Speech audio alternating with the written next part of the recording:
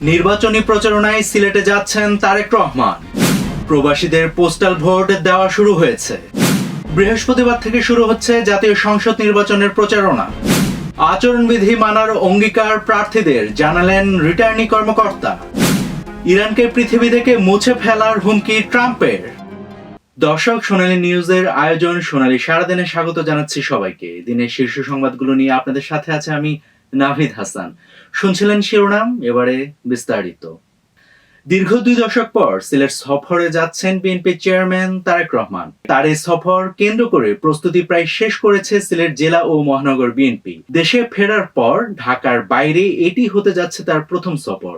এর আগে মঙ্গলবার রাতে রাজধানীর বনানী চেয়ারম্যান বাড়ি মাঠে সাবেক প্রধানমন্ত্রী খালেদা জিয়ার রুহের মাগফিরাত কামনায় আয়োজিত এক দোয়া মাহফিলে তারেক রহমান নিজেই এই কর্মসূচির ঘোষণা দেন। বিএনপির চেয়ারম্যান বলেন, বুধবার আমি সিলেটে যাব ইনশাল্লাহ। পরশুদিন সিলেট থেকে অফিসিয়ালি আমাদের নির্বাচন প্রচারণা শুরু হবে। আগামী 12 ফেব্রুয়ারি 300 আসনে জাতীয় সংসদ নির্বাচন হবে। বুধবার মধ্যরাত থেকে ব্যালট পেপার ছাপা শুরু হবে। বুধবার অন্তর্বর্তী সরকারের প্রধান উপদেষ্টা অধ্যাপক মোহাম্মদ ইউনূসের সভাপতিত্বে আইন শৃঙ্খলা সম্পর্কিত এক বৈঠকে এ তথ্য জানানো হয়। বিকেলে রাজধানীর বেইলি রোডের ফরেন সার্ভিস একাডেমিতে আয়োজিত এক প্রেস ব্রিফিং এ প্রধান উপদেষ্টার প্রেস সচিব শফিকুল আলম ওই বৈঠকের বরাত দিয়ে এ তথ্য জানান। সিলেট এক আসন যার, সরকার তার, কিন্তু এই ধারণা কতটা মিথ আর কতটা ঐতিহাসিক সত্য? গত 5 দশকের নির্বাচনী হিসেব বলছে এখন পর্যন্ত এই আসনটি বরাবরই সরকার গঠনের আভাস দিয়েছে। তাই আসন্ন নির্বাচনকে সামনে রেখে সিলেট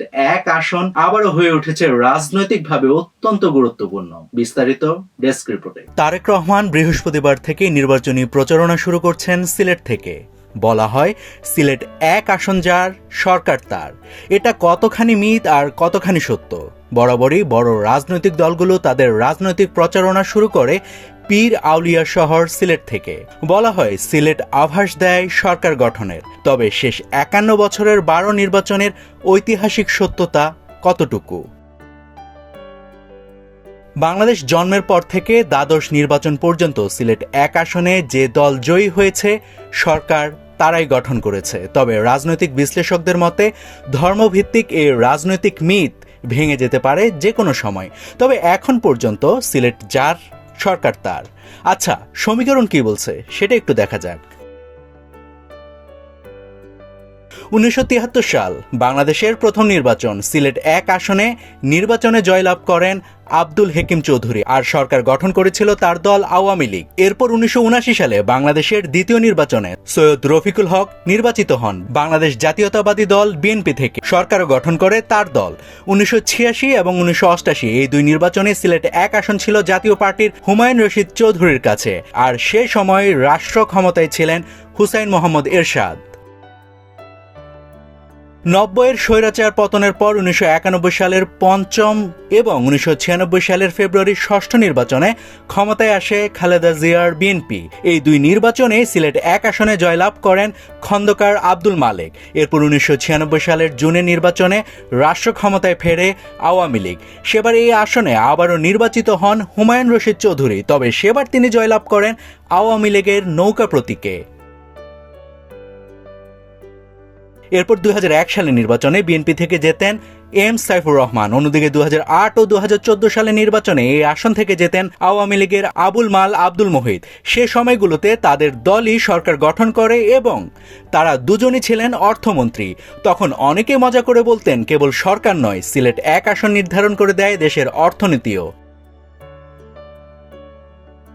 এরপর সবশেষ 2 নির্বাচনে অর্থাৎ 2018 এবং 2024 সালের নির্বাচনে সিলেট এক আসন থেকে জয়লাভ করেছিলেন আবুল কালাম আব্দুল মোমেন। দায়িত্ব পেয়েছিলেন পররাষ্ট্র মন্ত্রণালয়ের। অর্থাৎ গত 51 বছরে সিলেটের ব্যালট এভাবে আভাস দিয়ে যাচ্ছে। তাই আসন্ন নির্বাচনেও মহা গুরুত্বপূর্ণ এই আসন। তাই তো 1991 সাল থেকে প্রতিটি বড় রাজনৈতিক দল তাদের প্রচারণা শুরু করে সিলেট থেকে। এদিকে প্রচার শুরুর দিনই অর্থাৎ বৃহস্পতিবার বিএনপির চেয়ারম্যান তারেক রহমান সিলেট, মৌলভীবাজার, হবিগঞ্জ, ব্রাহ্মণবাড়িয়া, কিশোরগঞ্জ, নরসিংদী ও নারায়ণগঞ্জ সহ মোট 6টি জেলায় সমাবেশে যোগ দিবেন। আজ রাতেই তারেক রহমান সিলেটে গিয়ে হযরত শাহজালালের মাজার জিয়ারত করবেন। নাভিদ হাসান, সোনালী নিউজ।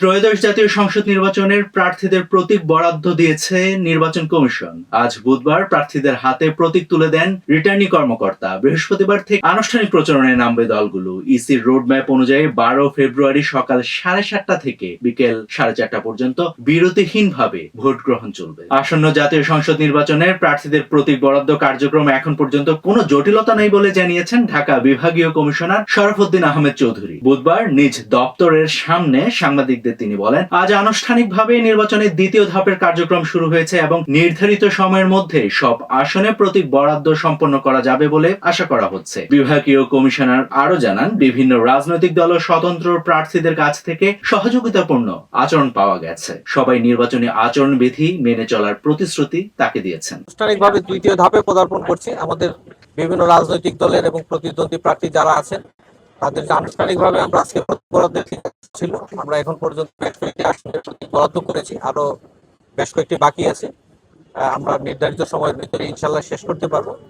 এখন পর্যন্ত প্রতিদ্বন্দ্বী প্রার্থীদের কাছ থেকে অত্যন্ত সহযোগিতামূলক আচরণ আমরা পেয়েছি। তারা আমাদের সহযোগিতা করার প্রতিশ্রুতি দিয়েছেন, যাতে তারা মেনে চলে সেই বিষয়ে আমরা তাদের প্রতি আহ্বান রাখছি এবং তারা প্রত্যেকে প্রতিশ্রুতি দিয়েছেন যে তারা আচরণবিধি মেনে চলবে। তো আমরা প্রত্যাশা করি যাতে আমরা সবাই মিলে একটা ভালো নির্বাচন উপহার দিতে পারবো। একই সাথে এই বছরের যে জাতীয় সংসদ নির্বাচন তার সাথে গণভোটের একটি বিষয় আছে। গণভোটের বিষয়ে ভোটারদের তারা প্রত্যেকেই যার যার অবস্থান থেকে সচেতন করে সেই বিষয়ে আমরা আহ্বান রেখেছি। একই সাথে পোস্টাল ব্যালটের বিষয়ে তাদেরকে আমরা অবহিত করেছি। আগামীকাল থেকে আনুষ্ঠানিকভাবে পোস্টাল ব্যালট আসার কথা আছে। আমাদের এখানে 13টি আসনের জন্য পোস্টাল ব্যালট সংরক্ষণের জন্য যে ব্যালট বক্স আমরা কালকে সকালে আনুষ্ঠানিকভাবে স্থাপন করব। আমরা প্রত্যেক প্রতিদ্বন্দ্বী প্রার্থীকে অনুরোধ করেছি তাদের এজেন্ট বা তাদের প্রতিনিধি যদি তারা এখানে প্রেরণ করে তাদের সামনেই কাজটি করা হবে। একই সাথে আমি গণমাধ্যমের যারা আছে তাদেরকেও আহ্বান জানাচ্ছি, আপনারাও যদি থাকেন সকাল 9টা থেকে আমাদের কার্যক্রমটি শুরু করবো, আপনারা যদি থাকেন আপনারাও সেটি। আসন্ন ত্রয়োদশ জাতীয় সংসদ নির্বাচন ও গণভোটে ভোট দিতে পোস্টাল ভোট বিডি অ্যাপে নিবন্ধন করা প্রবাসী ভোটাররা আজ বিকেল 5টা থেকে পোস্টাল ভোটে ভোট দিতে পারবে। নির্বাচন কমিশন ইসি জানায়, কমিশনের ওয়েবসাইট বা পোস্টাল ভোট বিডি অ্যাপে নির্ধারিত পদ্ধতি অনুসরণ করে সংশ্লিষ্ট আসনের প্রার্থী ও প্রতীকে ভোট দেওয়া যাবে। ইসি আরো জানায়, ভোট দেওয়ার পর আগামী 25 জানুয়ারির মধ্যে পোস্টাল ব্যালট ডাকযোগে বাংলাদেশ সংশ্লিষ্ট আসনের রিটার্নিং কর্মকর্তার কার্যালয়ে পাঠাতে হবে। দেশের স্বর্ণের বাজারে আবারও ঊর্ধ্বগতি। ভালো মানের স্বর্ণের দাম ভরিতে বেড়েছে 5,000 টাকার বেশি। ফলে 22 ক্যারেট স্বর্ণের দাম ছুঁয়েছে দেশের ইতিহাসে সর্বোচ্চ পর্যায়ে। বাংলাদেশ জুয়েলার্স অ্যাসোসিয়েশনের ঘোষণা অনুযায়ী নতুন এই দাম বুধবার থেকে সারা দেশের জুয়েলারি দোকানে কার্যকর করা হচ্ছে। বিস্তারিত দেখুন আমারই তৈরি করা একটি ডেস্ক রিপোর্টে। আবারও স্বর্ণের বাজারে আগুন। দেশের বাজারে আবারও বেড়েছে স্বর্ণের দাম। ভালো মানের স্বর্ণের দাম ভরিতে বেড়েছে 5,249 টাকা। সে হিসেবে বুধবার থেকে 22 ক্যারেটের প্রতি ভরি স্বর্ণ যে দামে বিক্রি হচ্ছে তা দেশের ইতিহাসে এখন পর্যন্ত স্বর্ণের সর্বোচ্চ দাম। মঙ্গলবার এক সংবাদ বিজ্ঞপ্তিতে এ তথ্য জানায় বাংলাদেশ জুয়েলার্স অ্যাসোসিয়েশন বাজস। তারা জানায়, বুধবার দেশের বাজারে প্রতি ভরি 22 ক্যারেটের স্বর্ণ বিক্রি হবে 2,44,128 টাকায়। এছাড়া 21 ক্যারেটের প্রতি ভরি স্বর্ণ বিক্রি হবে 2,32,988 টাকায়। 18 ক্যারেটের প্রতি ভরি স্বর্ণের দাম হচ্ছে 1,99,746 টাকা এবং সনাতন পদ্ধতিতে প্রতি ভরি 1,63,821 টাকায় বেচাকেনা হবে। বাজস আরও জানিয়েছে, পরবর্তী ঘোষণা না দেওয়া পর্যন্ত এই নতুন দাম দেশের সব জুয়েলারি দোকানে কার্যকর থাকবে। তবে বিক্রয় মূল্যের সঙ্গে সরকার নির্ধারিত 5% মূল্য সংযোজন কর ও বাজস নির্ধারিত ন্যূনতম 6% মজুরি যোগ হবে। গয়নার ডিজাইন ও মানভেদে মজুরির পরিমাণে পরিবর্তন হতে পারে বলে জানিয়েছে সংগঠনটি। নাভিদ হাসান, সোনালী নিউজ।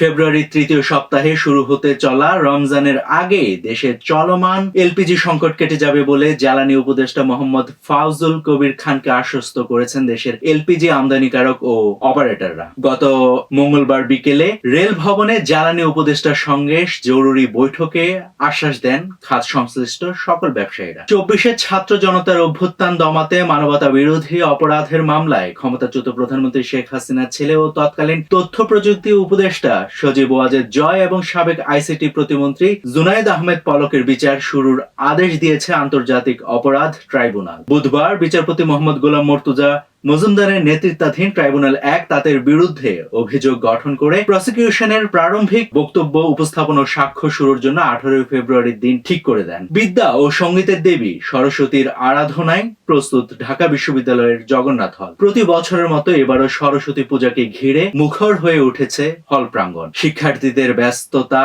রঙিন মণ্ডপ আর ঐতিহাসিক ধারাবাহিকতায় জগন্নাথ হল মাঠে চলছে দেশের সর্ববৃহৎ সরস্বতী পূজার আয়োজন। বিস্তারিত দেখুন ডেস্ক রিপোর্টে। বিদ্যা ও সঙ্গীতের দেবী সরস্বতীর কৃপা লাভের আশায় ঢাকা বিশ্ববিদ্যালয়ের জগন্নাথ হল মাঠে পূজার আয়োজন করছে শিক্ষার্থীরা। শুক্রবার সকাল থেকে জগন্নাথ হলের মাঠে বাণী অর্চনা, আরতি ও ভক্তদের পুষ্পাঞ্জলিতে সরস্বতীর আরাধনা করবেন শিক্ষার্থীরা। পূজার প্রস্তুতি উপলক্ষে জগন্নাথ হলে চলছে বিরাট কর্মযজ্ঞ। সকাল থেকে শুরু করে মধ্যরাত পর্যন্ত চলে পূজার প্রস্তুতি। প্রতিবারের ন্যায় পুকুরে চারুকলা শিক্ষার্থীদের তৈরি প্রতিমা আছে, আর হলের মাঠ জুড়ে সবগুলো বিভাগ নির্মাণ করেছে মণ্ডপ। এদিকে পূজা ঘিরে বেশ উচ্ছ্বসিত সাধারণ শিক্ষার্থীরা। তারা বলছে, দেশের মধ্যে সর্ববৃহৎ সরস্বতী পূজা পালিত হয় জগন্নাথ হলে, যা খুবই গর্বের বিষয়। প্রতিষ্ঠার পর থেকেই ঢাকা বিশ্ববিদ্যালয়ের জগন্নাথ হলে সরস্বতী পূজা উদযাপন হয়ে আসছে। প্রথম দিকে কেবল জগন্নাথ হলের শিক্ষার্থীরাই পূজা উদযাপন করত। পরে জগন্নাথ হল মাঠে বিভিন্ন থিমে প্রতিমা বানিয়ে বিশ্ববিদ্যালয়ের অন্য বিভাগগুলো অংশগ্রহণ করে। শিক্ষার্থীরা বলেন, এটি হলো বাঙালির উৎসব। জাতি, ধর্ম, বর্ণ নির্বিশেষে সকলে এতে অংশগ্রহণ করি। এটি ঢাকা বিশ্ববিদ্যালয়ের ঐতিহ্য। ঢাকা বিশ্ববিদ্যালয়ের জগন্নাথ হলের সরস্বতী পূজা পালন সর্বত্রভাবে এক মহামিলন উৎসব। ডেস্ক রিপোর্ট, সোনালী নিউজ। এবারে আন্তর্জাতিক প্রসঙ্গ। যুক্তরাষ্ট্রের প্রেসিডেন্ট ডোনাল্ড ট্রাম্প ইরানের নেতাদের উদ্দেশ্যে কড়া হুঁশিয়ারি উচ্চারণ করেছেন। ইরানের পক্ষ থেকে তার বিরুদ্ধে হত্যার হুমকি অব্যাহত থাকলে দেশটিকে পৃথিবীর থেকে মুছে ফেলা হবে বলে সতর্ক করেন তিনি। যুক্তরাষ্ট্রের গণমাধ্যম দ্য হিল এ খবর জানিয়েছে। দর্শকের পর্যায়ে জানাচ্ছি খেলার সংবাদ। 2026 টি-20 বিশ্বকাপে বাংলাদেশের অংশগ্রহণ নিয়ে চূড়ান্ত সিদ্ধান্তের একদিন আগে আইসিসিকে চিঠি দিয়েছে পাকিস্তান ক্রিকেট বোর্ড। সেই চিঠিতে পিসিবি জানিয়েছে, বর্তমান রাজনৈতিক অস্থিরতার সময়ে বাংলাদেশ ভারতের মাটিতে খেলতে না চাওয়ার যে অবস্থান নিয়েছে তারা সেটিকে সম্পূর্ণভাবে সমর্থন জানায়। ইএসপিএন ক্রিকইনফো জানিয়েছে, পিসিবির এই চিঠির সময় নিয়ে প্রশ্ন উঠলেও এতে আইসিসির অবস্থান বদলানোর সম্ভাবনা কম বলেই মনে করছে ক্রিকইনফো। বাংলাদেশ ক্রিকেট যেন পেয়ে গেছে এক নতুন অধিনায়ক। বলছিলাম শেখ মাহাদির কথা, যাকে এক সময় ট্রোলের শিকার হতে হয়েছে। সেই অলরাউন্ডারই এবারের বিপিএল এর সবচেয়ে অবহেলিত দলটাকে তুলেছে ফাইনালের মঞ্চে। বিস্তারিত দেখুন আমারই তৈরি করা একটি ডেস্ক রিপোর্টে। বাংলাদেশ ক্রিকেট পেয়ে গেছে নতুন এক অধিনায়ক। বলছিলাম শেখ মাহাদির কথা, কিন্তু কেন এবং কিভাবে ট্রোলড হওয়া এই অলরাউন্ডার মাহাদি এখন বাংলাদেশের সেরা অধিনায়ক? এই গল্প বলতে গেলে কয়েক সপ্তাহ পেছনে যেতে হবে। চলমান বিপিএল এর দল চট্টগ্রাম রয়্যালস টুর্নামেন্ট শুরুর আগে সবচেয়ে বেশি ট্রোলের শিকার হয়েছে। দলে বড় নাম নেই, ভারী বাজেট নেই, চোখ ধাঁধানো কোনো তারকা নেই। এই দলের কোনো মালিকও ছিল না। বাংলাদেশ ক্রিকেট বোর্ড বিসিবি টিমটার দায়িত্ব নেওয়ার পর ফোকাসটা পুরোপুরি মাঠের ক্রিকেটে চলে আসে এই দলের। আর সাথে ছিল শেখ মাহাদির সবচেয়ে বড় অবদান। তিনি টিম বন্ডিং আর টিম জেলিং দারুণভাবে করেছেন। একজন ক্যাপ্টেনের প্রকৃত কাজই হলো স্কোয়াডের প্রতিটি খেলোয়াড়ের কাছ থেকে সেরাটা বের করে আনা। সেটি তিনি করেছেন পুরো টুর্নামেন্ট জুড়ে। বোলিং ইউনিট রেখেছেন চাপহীন, ফিল্ডিং ইউনিট ছিল উদ্যমী, আর ব্যাটিং এ ছিল সারপ্রাইজ। তাই টুর্নামেন্ট শুরুর আগে সবচেয়ে মলিন দলটাই এখন আসরের ফাইনালে। টি-20 ক্রিকেটে মাহাদি দেশের সবচেয়ে thinking bowler. Match winning spell দিয়েছেন অসংখ্যবার। কিন্তু বাংলাদেশে এমন হয় যে ব্যাটিং যদি চোখে না লাগে সবকিছু ভুলে যায় দর্শক, এমনকি বিসিবির কর্তারাও। জাতীয় দলে টিম ম্যানেজমেন্টও প্রিপারেশন ছাড়া মাহাদিকে 4 নম্বরে প্রমোট করেছে বারবার। মাহাদির ব্যাটিং পারফরমেন্স সামনে এলে বোলিং এর আসল প্রভাবটা আড়ালে থেকে যায়। চলমান বিপিএলে মাহাদি ব্যাটিংয়ে নতুন চেহারা দেখিয়েছেন। অফ সাইডের এক্সট্রা কাভার, লং অন রিজিয়নটা খুব দারুণভাবে দক্ষতার সাথে কাজে লাগিয়েছেন। ড্রাইভ নির্ভর ব্যাটিং থেকে অফ সাইড এজে পেছন দিকে রান পেয়েছেন। বোলিংয়ে মঙ্গলবার প্রথম কোয়ালিফায়ারে শান্তর বিরুদ্ধে অ্যাঙ্গেল যেভাবে ব্যবহার করেছেন, যেভাবে বোলিং ভেরিয়েশন ব্যবহার করেছেন, সেটি পুরোপুরি থিঙ্কিং ক্রিকেটারের একটি সিগনেচার। মাহাদি সবচেয়ে ভালো পারেন ইউজড পিচ, ম্যাচ পরিস্থিতি, ব্যাটসম্যানের টেন্ডেন্সি এসব মাথায় নিয়ে খেলতে। দেশে আমরা প্রচুর টপ লেভেল ক্রিকেটার দেখেছি, কিন্তু থিঙ্কিং ক্রিকেটার খুবই কম। এবারের বিপিএলে নিঃসন্দেহে man of the tournament Mahdi.